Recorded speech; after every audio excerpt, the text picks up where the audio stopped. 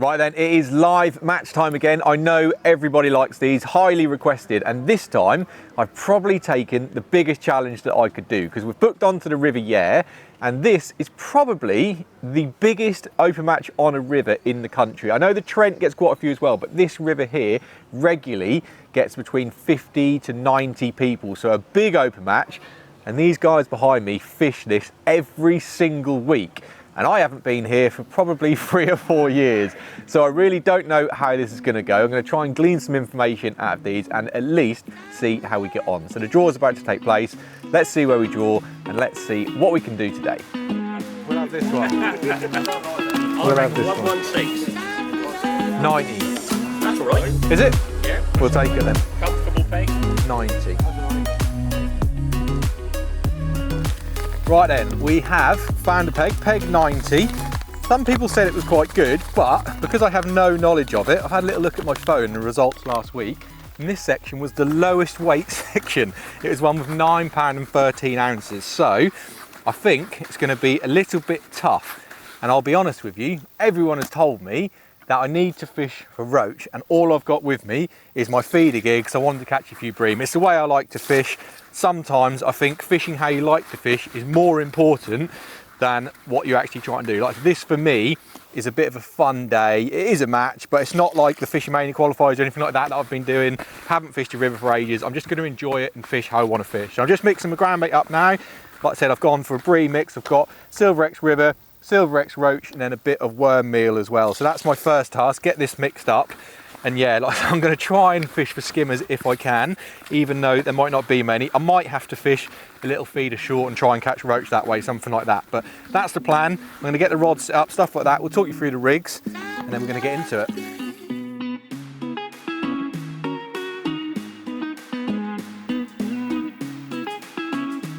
Right, one thing you do have to do on this river before you get fishing is find out where you're going to fish. Now, what I'm looking for is what I've just found out. I'm just checking. I'm looking for about a count of 4 or 5. It's just about 2/3, just over halfway, 2/3 in this particular stretch. And that's where in the past, I've done very, very well. If it's windy, please excuse us because it is seriously windy out here today and we've got wind going with tides. It's going to be interesting about what we're going to need to hold bottom. But yeah, definitely have a play around with feeder weights today, but I'm just going to check this once more. I think I'm in about the right time. So what you're trying to do, you need to hit your clip above yourself because you need to put a bow in your rod when you're fishing. But as soon as it's all 1, 2, 3, 4, about 4.5. So I'm pretty happy. That's a nice area and I'm giving it a pull back. I'm not getting any weed or anything like that. I think it's pretty clear. So that's where we're going to fish. I think we've got about 20 odd minutes before the start. We'll get a few more little bits ready and then we're just going to get straight into it, straight into the fishing and talk you through it as it happens. And as I find out what's going on, I'm going to tell you. Yeah, got it. Right then, here we go. I'm a little bit nervous. I haven't fished this river before. I'm going to start off on 2 fluoro maggots and I'm just going to make a little sandwich in my feeder. So I plug one end. I'm going to go a little bit of chopped worm, a couple of casters, 1 or 2 grains of corn, and I'll block the feeder out as well. Right, we'll talk through tackle in a moment, but like I said, this is going to be my first cast for a lot of years in this river, so let's hope it goes smoothly. It's really windy, so I've got to hit that clip high and we're going to hold the rod up until it hits the bottom, and then we're going to slowly let the tide pick up that slack. Now, from what I can remember here, if you didn't get a bite in the first 1 or 2 chucks, it was going to be a hard day. So I'm hopeful that this is going to start quite well. And I've actually got braid loaded on my reel today. So it seems to be, I spoke to a couple of people, that seems to be the popular thing to do now is to fish with braid. Back when I fished this river, that wasn't even a thing. We all just used to use sort of 6-pound monos. So I've actually not fished with braid on this river before. So I'm not sure what to expect, but it should make the bite exaggeration a lot better. And what I need to try and work out, I started on a 2 ounce feeder there. I need to try and work out the perfect weight because what you don't want is your feeder moving. So if your feeder's moving, your tip will like bounce as your feeder's rolling. So you need to get the lightest feeder you can get without it actually rolling. So I need to work out what that's going to be. This one is moved a couple of times, but in general it's staying pretty still. It's quite hard to see perfectly because obviously you've got the wind blowing as well, but that is holding, so I might be able to come down to an ounce and a half, something like that. But yeah, it's really important on a river like this. It's quite a big tidal river, and the tide today is an ebb tide, so that means the water's flowing out all day. So what that means is it's going to be fairly consistent flowing for the first few hours. So once I've got that feeder weight sorted, I should be absolutely spot on. You have your rod tip nice and high, even though it's windy. You need to get your line out of the water and making a little bow. Now, I haven't had a bite, I don't think. It's really hard to tell in this wind, which, what I said at the start, isn't a good sign, because normally, well, I remember of this river, you know, the first cast was, you normally caught something. You normally caught a roach or something like that. It had a little rattle or anything, but that hasn't really moved. And I'm gonna go straight in and cast again, because you have got to keep fairly active. I've gone about 2/3 over. I'm just trying to see where everyone else is casting. You know, like I said, a lot of these people here I'm fishing against today are absolute regulars, and they're going to be fishing this river week in and week out. So they're going to know a lot more than I am. Hopefully we can learn throughout the session about what we need to do and change, but it looks like they're all casting a similar place to what I am. Started on about a 70cm hook link, 2-ounce feeder. Pick the bar marker, hit your clip nice and high, let that river take the bow of the line, tip bottom there, and then don't wind it and put it straight on your rod rest. Like I said, that braid should be able to see everything. And I don't know, we're risking it today, going like an all-out feeder approach. I've seen everyone else, despite how windy it is, I've seen everyone else set up the poles, just because, like I said, the last few matches have been won from roach. And we can, there we go, that's better. Oh, a little bite there. I might have been a bit aggressive with it on the, got to remember I'm on braid, I'm so direct. Yeah, I think I was a bit, oh no, we've got a little tiny little roach. First fish out of the Yare for an awful long time is a microscopic roach. Well, I say microscopic, I'm not sure how big these fish are going to be, but it's a start. So that was on double fluoro, and you see how quick that was after the cast. This time I'm going to go with red maggot, fluoro maggot, and then just repeat the process. You've got to be accurate, you know, you're trying to build up an area, especially if you're trying to get skimmers involved in that. They love big beds of bait. I'm not sure if there's going to be any big bream around. Normally, the deciding factor if those skimmers are going to feed is the water clarity. If it's coloured, then you can catch some skimmers, but there's not that much colour in it today. So we go back out to our marker.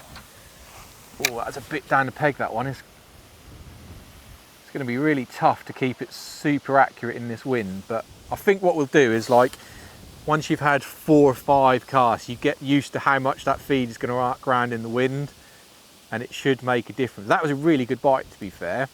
Like, the difference between fishing mono and braid when it's windy like this is going to be big, because I don't know if I would have seen that rattle on mono. Like, you know, the tip is moving a lot, but that's all wind. You ignore that, you're looking for real rattles. That's when you know it's possibly a roach. But what we're really looking for, what we're hoping for, is like that big sort of nod, all go slack, and then you know, like, oh, that was a definite, yeah, that was a definite rattle. You're really hoping for that big nod, and we can start to be thinking about catching the skimmers. This is another roach, I think. It's not too bad, nothing on the first cast, but we've had a couple of little fish, and they are really little. Oh, he's come off right at the net. That was probably smaller than the first one, if I'm honest.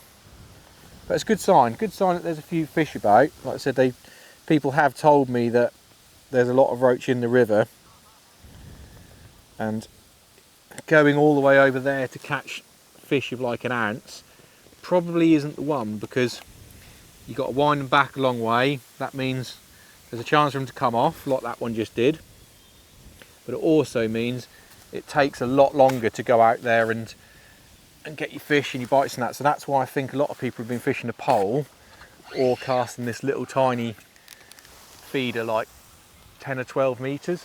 Right, let's go upstream a bit. That's better, that's right on the mark. Starting to get in the swing of it now. It's going to take a little while.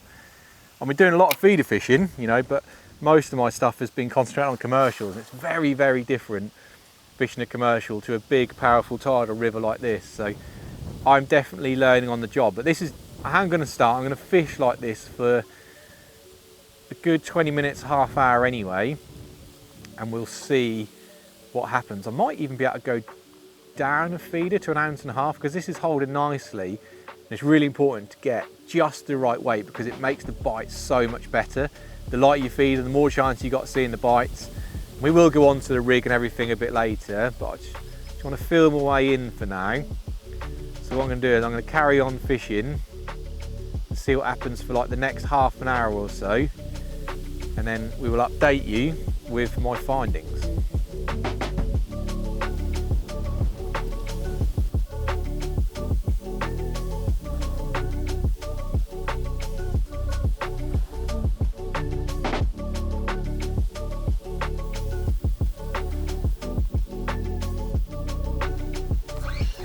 I think I missed that one, but I definitely getting back in the swing of it. I'm not sure about this braid, you know, though. I have got a mono rod set up behind me just because that's how I used to fish. The braid is superb for seeing the bites, but I have missed a couple of bites and I've bumped a couple of fish, so I'm undecided if that's the way forward. But what I am going to do, so we've been fishing about 15 minutes. I'm starting to build up a little bit of picture, starting to get back in the groove. I'm going to go back to a smaller hook, because so far we've had some small roach. I've had one very, very small skimmer. I've had a perch. So I'm going to downgrade my hook size, and I'm just going to try switching over to 1.5 ounce feeder. We have been fishing 2 ounce. I'm not quite sure if it's going to hold, but we'll just find out in real time. I'm going to try a little bunch of fluoro pinkies. That was always a good bait in the past. I'm thinking smaller hooks, lighter lines, might be able to nick a bite a little bit quicker off these smaller fish, and then if we do start finding some bigger fish move in, we could always move back up. So let's just see if this 1.5 ounce feeder is going to hold or not. Like, the braid is absolutely lovely to cast on, superb once the feeder's in the water, but once you've got the bite, I then wish I could fish with mono. It's a strange one.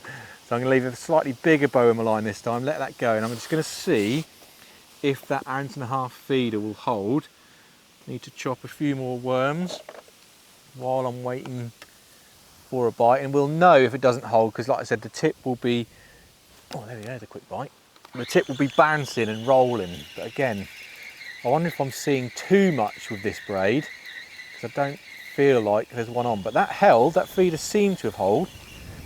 He's burgled my maggots, something there. My pinkies are gone, but that was a quick bite. I have noticed that all of my bites have come pretty quick, so I'm just going to go back out and repeat that. One thing with chopped worm and stuff, something I see happen quite often is people chop loads and loads of worms up, and I've always remembered, like in my carp fishing, once worms have been chopped for like more than half an hour, I think they have the opposite effect. I think they go a bit like, I don't really know the word, but ranted's probably not the word, but they definitely don't have the appeal of freshly chopped worms. So if you are going to be fishing chopped worm, make sure that you freshly chop in, like literally give yourself enough for 15 minutes worth of fishing, and then just chop some more. Keep yourself a nice fresh bit of bait. Fresh bait is super important, but this fishing is obviously very, very active fishing. It's not like what I have been doing, Boddingtons and stuff like that, where I'm casting out and waiting half an hour, 40 minutes for a bite. Like, that just doesn't happen on these rivers. You need to be in and out a lot. You need to be trying lots of different things, and that's how a lot of these people do very well. And you can see why, like, the regulars do well, because soon as you work something out, like you can go straight back in with that next week. It makes a big difference. I'm trying to go from stuff that I was a long while ago. I have noticed two people either side of me are definitely casting a little bit shorter. There's another bite. I'm really not convinced. I might try the mono rod, just because perhaps I'm seeing the bites too quickly, where on the mono you perhaps have to let them develop a bit, but they're definitely bites. Look, because yeah, the pinkies have been burgled again. Perhaps up it. Let's go to double fluoro, slightly bigger bait, make them actually grab hold of it and hang on to it. So again, we're plugging the feeder. Nice freshly chopped worm, a few casters, a few bits of corn. Plug the end again, make a lovely little sandwich. So I've got a possibility that I could come a bit closer, like I said, because the other guys are going a little bit closer. I noticed the chap to my left has had not a big fish, but I'm going to look about like a pound skimmer, and that would be mega today. When, you know, I think 10 pounds is going to be a really good weight. It sounds crazy because some people, you know, I can really see why some people like the commercial side where you're waiting for, you know, you might be only getting 5 to 8 bites in a match, but they're all big 10 pounds, they pull really hard. So I get that, I like that side of it, but I can also see why people like this sort of natural venue river fishing, because it's busy, it's lots of bite, lots of small fish. You really got to sort of work it out as such. So I get why everybody is different, and that's the beauty about our sport, is you just never ever know what you're going to enjoy the most. I urge anyone to try everything, find out what you enjoy, and then just master that. And that's a little bit why I've come away from the rivers, because I must admit I do enjoy the commercials a bit more. Now, it might not be popular for everyone, but that's just how I enjoy. But it's still nice to come out here. I've been looking forward to this match for ages, because it is what I would class as different for me. But certainly when I was younger, I used to fish this every weekend, this river. One thing I am going to try is sometimes you can just give your feet a little tug and just bounce it down your peg. That's why it's so important to have the perfect weights. That 1.5 ounce is holding brilliantly, but sometimes you can just move your feeder down a tiny little bit, and that can create a reaction. You can get a bite within a few seconds after the feeder goes in.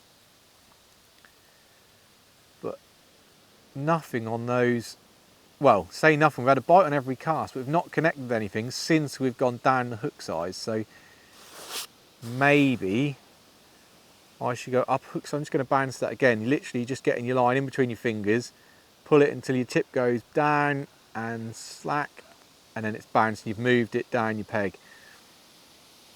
Some people, when they take it really seriously here, to get like the perfect balanced weight, they shave some of the weight off with like a Stanley blade. So they get an 1.5 ounce feeder and just take little bits of metal off at a time to get it absolutely perfect. So it's just so poised in the tide. And you will need to change the weights of your feeders throughout your session, because that needs to go in again.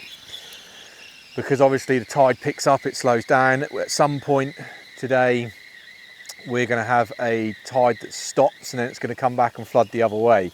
So that's when fishing gets really difficult. In slack water, it's a very hard time to catch fish, but those maggots haven't been chewed. So it's weird. Let's go back to the pinkies, because I got a bite every time with those, and those fluoros then I didn't. So I'm just going to go 4 fluoro pinkies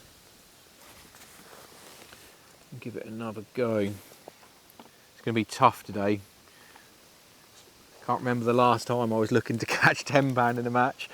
Might not win, but that, you know, like I said, this section was won with under 10 pounds last time. The match was won with 20 something, I believe. So I know the open day of the season was won with about 40 odd. So there is occasions when those bream feed that you can have a good day's fishing. It's just a case of, are they going to feed in the clarity of the river? That's the, said it before, that's the key thing, is the clarity of the river. So Bob Nudd is 2 to my left, and he's fishing the poles. So that's probably telling you everything you need to know, that setting my stall out for a feeder fishing match is probably decreasing my chances, but I'm not worried about that. I just want to come back and fish the river on the feeder, show you guys and girls how I used to do it. Is it still working? Should be a good fun day. So it's gone a little bit slow. I'm going to change a few things about, see if I can find out what's working. At the moment, we haven't set the world alight, that's fair to say.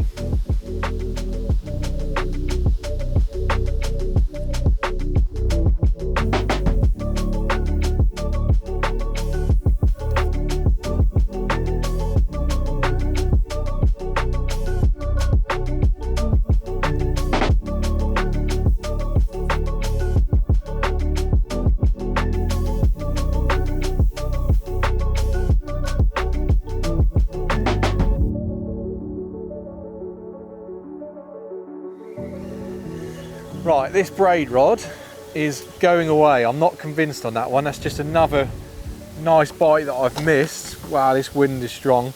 And to be honest with you, I was thinking about, do I start fishing for roach? But then I've just had a little shout up to the chap to my right, and he's had about 4 or 5 skimmers. So they're only small, and he said he's had a hybrid about £1.5 pounds. So if they're feeding, I think there's probably something we can do to work out. It's just a case of working out. I'm getting an absolute lesson at the moment, but we've only been fishing for about 40 minutes, I think. So I'm not going to panic yet. But yeah, I was going to go and fish for the roach, but I'm not. I'm going to try and persevere and see if we can find a few of those skimmers. That was a really good bite I've just missed there. And I'm thinking that quite a lot of these bites that I've missed, I just think the braid's a bit too direct for these small fish, and I'm probably pulling out of a few opportunities. So I'm going to go back to what I know.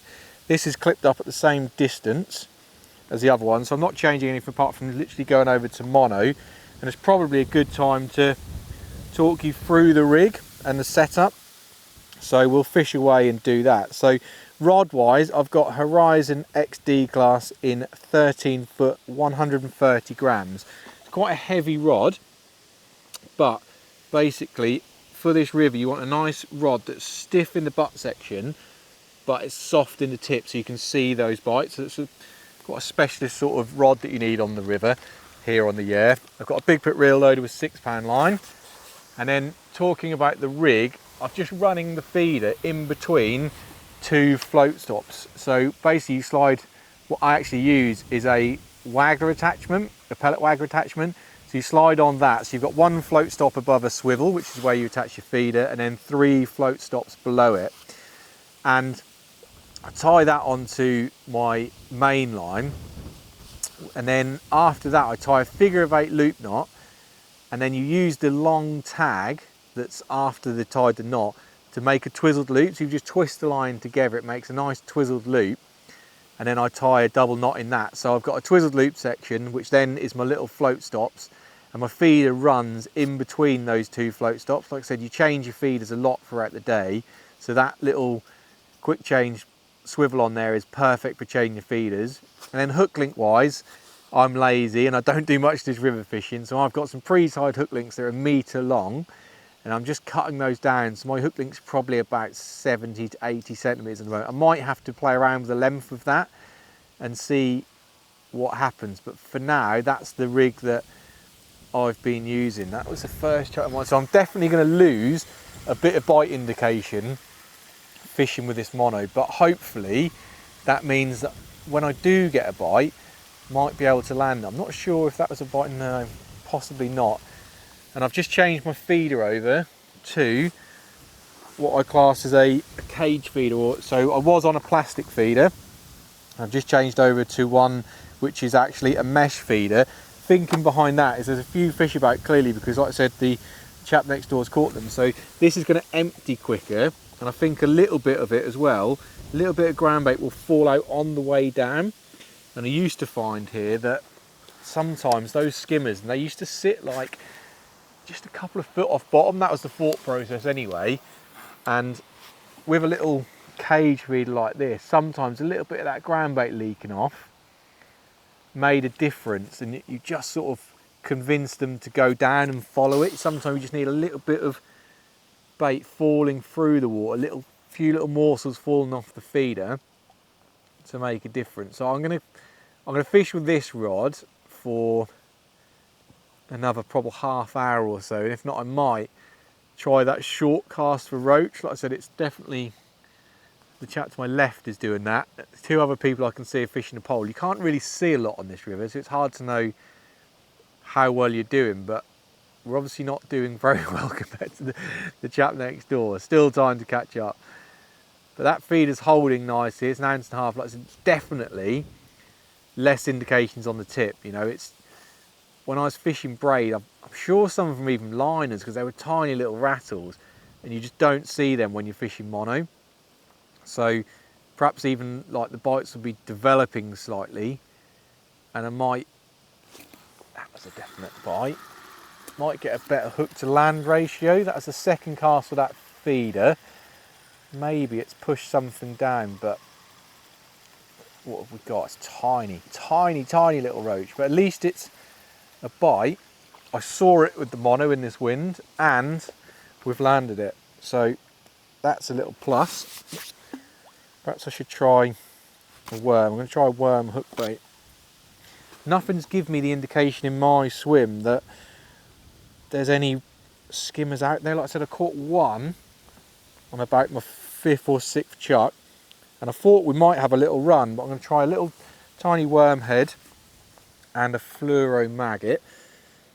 I'm going to go back out there. Yeah, if something was giving me an indication that there was some skimmers about, apart from, like I said, hearing that they're being caught, I'd perhaps put a big worm on, bigger hook, perhaps even a bigger feeder, and try and get some more bait in there. But yeah, with the mono again, same thing. You're hitting your tip high, you're letting your feeder hit the bottom, and then you're slowly lowering on the rest with that big long bow in your main line.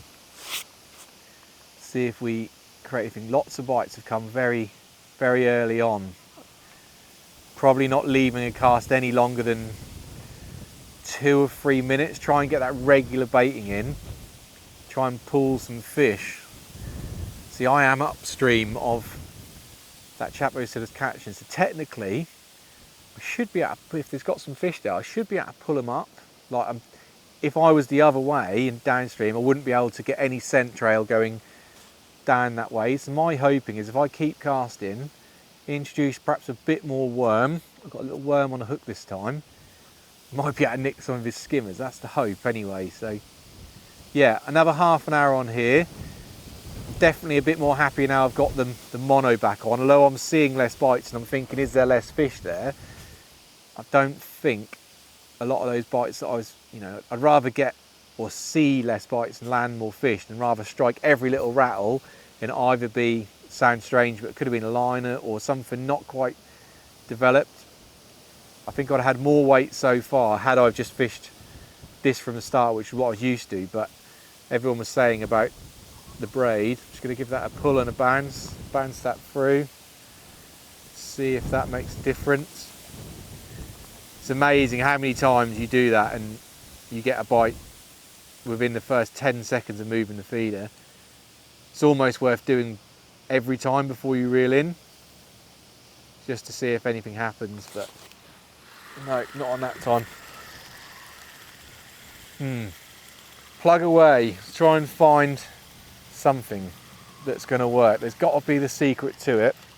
I don't want to go on that roach line straight away because I feel like you have to commit to that. You have to do that early, and I haven't done it early. A lot of people have been fishing for those roach for a good half an hour already, so catch up would be hard. But if I'm forced to do it because there's nothing else feeding, I will do it. But yeah, half an hour more on this, see if we can pull those skimmers up. A few more chucks in this cage feed, and then I'm going to go back over to the plastic feed and make sure my bait's definitely getting to the bottom. See if we can catch them a little bit bigger.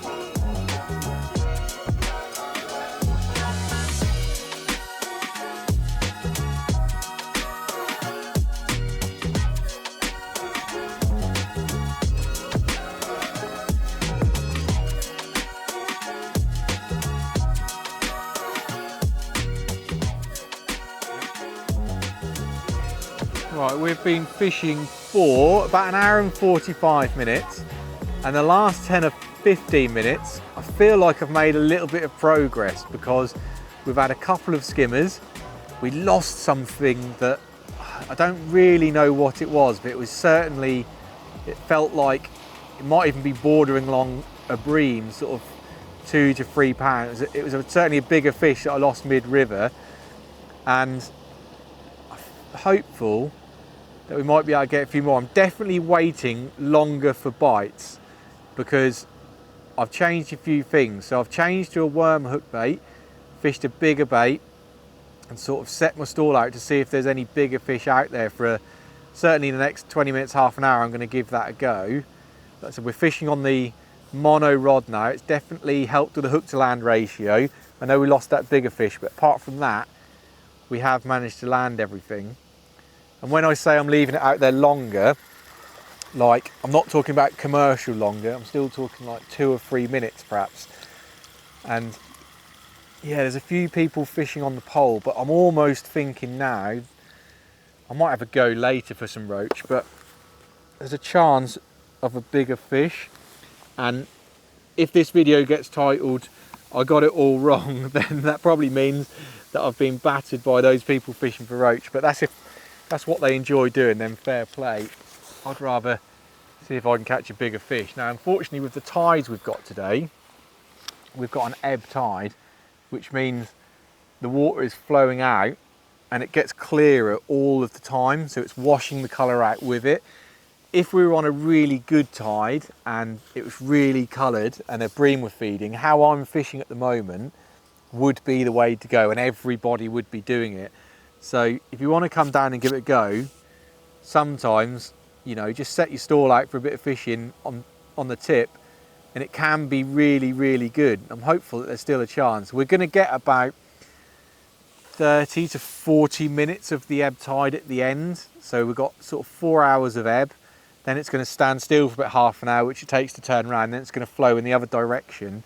That is my much preferred tide because it sort of washes the colour back in with it. And normally the first hour of the flood can be good. So maybe we could have a good end to the match. But if I could pick, I would have definitely picked the flood tide. I just find that it's better fishing. I've always found it's better fishing because normally I fish in this way. I fish positively, try and catch skimmers. I don't know if that's it's definitely harder to read the bites. There we go, that's a definite bite, and you notice that I'm striking a lot harder. So on mono, you've got to get rid of all of that stretch in your line. And with the braid, first thing I noticed is straight away, you just had to really pick your rod up. But with mono, you definitely need a proper good strike into it to set the hook. The roach that time, unfortunately not a skimmer, but roach on worm. You still catch the odd one. Definitely not as many as you'd catch if I chuck that feeder sort of, I'm going to go back onto maggots just for this cast. If I chuck that feeder, I've got one clipped up here, which is at 14 metres. And what I might use that for is just to rest this line. Just having 20 minutes off of this line can sometimes be a real winner. Like just giving the fish a little bit of a rest, not having a feeder go on top of them, let them have a bit of free bait, that can be good. But rather than obviously just not fishing and catching anything, I might just have a little go catching some roach. But at the moment, although the bites have slowed, they are a bit more consistent and I'm landing them. So I'm happy with plugging away in the hope that a bigger fish shows up. And I'm, yeah, definitely for the next half an hour going to give this a go. If we keep catching the odd skimmer, then happy days, we'll take that.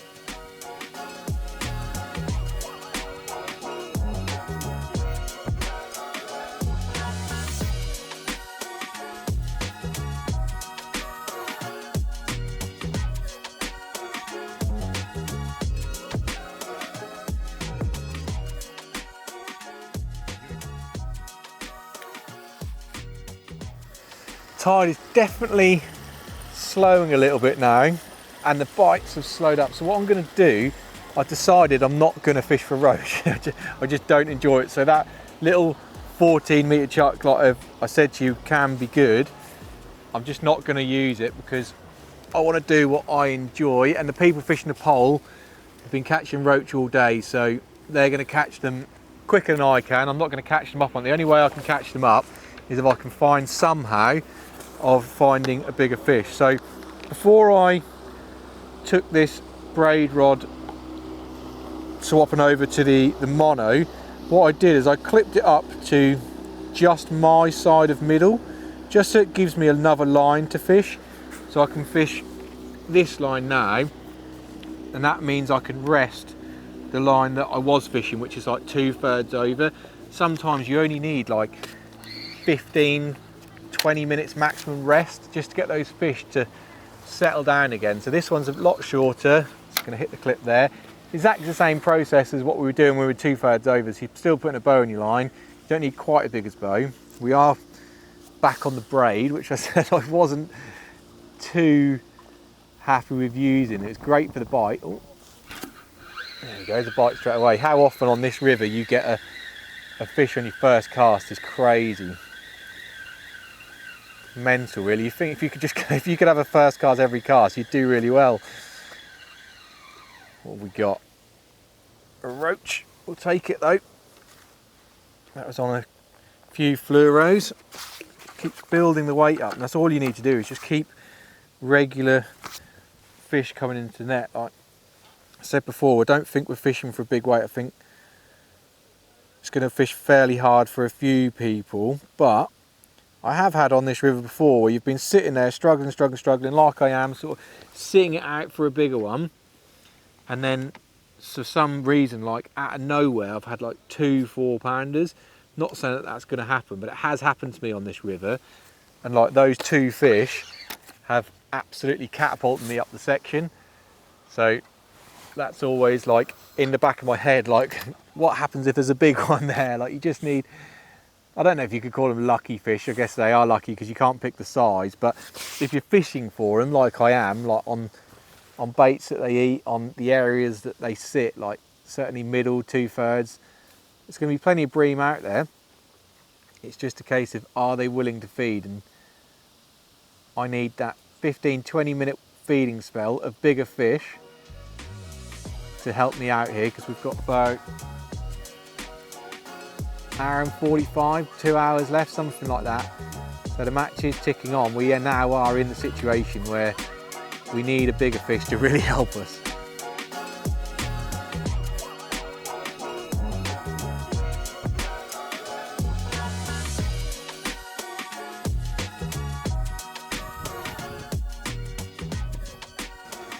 We are in the notoriously hard bit of the match for here on the River Yare, because the tide is pretty much stopped and the wind was going with tide, so it's flowing nicely, but now it's trying to flood back in.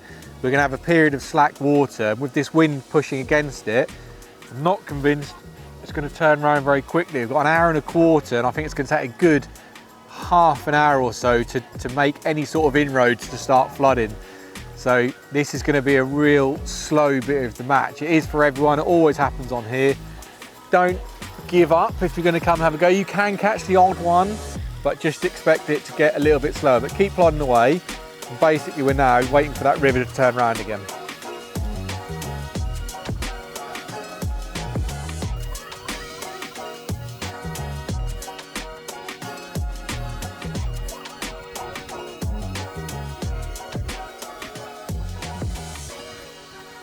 Well, I would love to say that has been an eventful sort of end. We're coming to the last couple of minutes, but it really hasn't been. Since that spit my words out. Since the tide has turned, I'm now reeling in literally my first fish since the tide has turned, and it's a little tiny roach. Let me see if I can unhook it. But yeah, we knew it was going to go quiet, but I did expect it to pick up a little bit as the flow increased. I thought that the fishing might pick up as well, but a couple of people have walked up and down the match stretch, and it sounds like it's been pretty slow for everyone, if I'm honest. Hard work all day, and then specifically since the flow stopped, it's been pretty much non-existent, just the odd fish here and there. And I think that, you know, hindsight now, my gamble to try and fish for bigger fish probably hasn't paid off, and I'd probably say that I've got a few things wrong today. I think I've fished too far over in the river, and I think I fished a too big a feeder and like putting too much bait in because I was trying to catch, you know, some nice fish, nice bream, how I used to fish it a few years ago. So I perhaps should have been a bit more negative, and I might have had a few more fish. But me and Chris, actually, Chris has filmed this today. We were just chatting, and we're sort of saying, is it worth putting out as a video? Because obviously it's not had loads and loads of fishing. Although we've caught, you know, quite a few numbers of fish, they are small. We've only had a few skimmers, but that's how fishing is. Like, fishing isn't always mega, it isn't always amazing. You could come here on another day and you could have 30, 40 pound of skimmers, and it's really good fun. That's why this river is full with such big numbers every week, because you never quite know. But it's not been on one of those days. So I guess the question is, to everyone watching, leave us a comment below in the fact that, do you like seeing it like this? You know, it's how fishing is. Or would you prefer us to not put this together and then wait and come back and fish something and film when it's really good? Obviously, fishing isn't always really good. So that's why I'm gonna put this video out, and we have edited it up so you can watch it. But at least the information's been in there, you know. The way that I've feed a fish today, 100% would work if there was a little bit better fishing on offer. It's just the fact that today it has been hard work. I don't know how it's been for everyone. You don't really know how many people have caught. Now, someone, when I said, like I said, they walked up with about an hour to go and spoke to Bob Nudd, who's 2 pegs from 11. He said he had about £3. So he might have had a few more since then, but you know, that's probably giving you the indication that the river's not fished well. He's 4 times world champion, and he's flogged away on the pole, I think, pretty much all day I've seen. And he's not actually in my section. My section's going to run for 9 pegs this way. So I'm on 90, it's up to 99. There's the end of the whistle. And that's it. And yeah, it has been hard work. So let us know, you know, the information's there, so you can come and have a go on the river at least if you want to. But do you want videos like this to be put out, or would you prefer us to come back and have another go when it's really on and you're catching a load of fish? But that was hard work. Even though it was hard work, I've really enjoyed it. Probably because it's different for me. Like I said, I've been on commercials, I've been chasing the big money qualifiers, driving miles around the country. This is on my doorstep.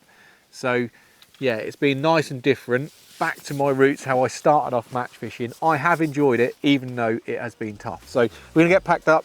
We'll see what we weigh in. We'll have a little look in our section, what other people have caught as well, see how far out we were. But yeah, there's definitely things to learn from today. I think I've got it a little bit wrong, and I don't mind admitting that. That made me realise why I went back on the commercials. Oh, yeah, that's what it made me realise. Yeah, but there's no fish. £4, 14 ounces. In front of you. What was it, sorry? £14, 14. Well, there we go. £4 and 14 ounces. That felt like an awful lot of work for that, and reminded me of why I changed to the commercials. Not saying I didn't enjoy it, because I really did, but I've just walked down the section. It's nice to see some old faces I used to fish with. They've thrown loads of abuse at me. Serves me right for fishing for skimmers and bringing bream baits and stuff like that. But that's how I enjoy fishing here. I didn't want to fish with roach, and that's how I was happy to take it. Had a little walk down there. There's been a £6. A couple of people didn't weigh in. Robert Hubbard, I think, is going to win the section with £13. He's fished hemp and tears on the pole all day. Fair play to him, he does well on this river, but not for me. I'm not happy with that. And Bob Nudd, a couple of pegs up there, he's only had £4.7, so it's just fished hard in general all round. Maybe there's some fish elsewhere in other sections, but not a lot to be caught here. Like I said, I have enjoyed it, but I am going to go back on the commercials. Let us know in the comments, like I said, if you think these kind of matches are worth looking at, and you know, have you enjoyed it, seeing the opposite side of sort of what is now commonly known as big weight match fishing, because that's what a lot of commercials are these days. So yeah, it was good to get back out, good to see some faces, and I have enjoyed it. Hope you have as well. Don't forget to hit that subscribe button, and we will see you again very soon for another Match Masterclass.